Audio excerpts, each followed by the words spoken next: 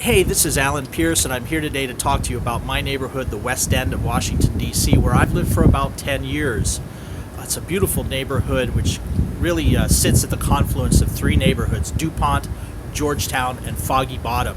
So we're kind of in that triangle right there between all of those neighborhoods. It's a beautiful walking neighborhood with a lot of interesting architecture and a couple of secrets that you may not know even if you've lived here for a long time. I'm standing right now at 1523 22nd Street Northwest. Essentially, we're in the alley behind the Palomar Hotel. And here there's this magnificent carriage house, old carriage house, which now is Gold Leaf Studios. It's a workshop where all the frames for all the great museums of the world are built by hand and gilded. This building was first owned and built by Evelyn Walsh McLean, who was a mining heiress and the one who at some point owned the Hope Diamond.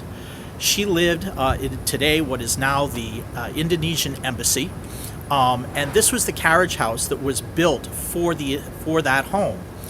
It stood a fair distance away because in those days there were a lot of flies, so they wanted to keep the carriage house away from the main house. And it's purported that every horse in this stable had its own shower. In 1903, when this was built, it also had its own auto mechanic shop, and it's just a fascinating building. I'm just going to step in the door for 1 minute to show you the picture. We can't go into the workshop entirely, but we can go in a little bit to see what it looks like today. As we come in the door here, we'll see a wonderful photograph of the house when it was being built. And so just a wonderful little piece of history here.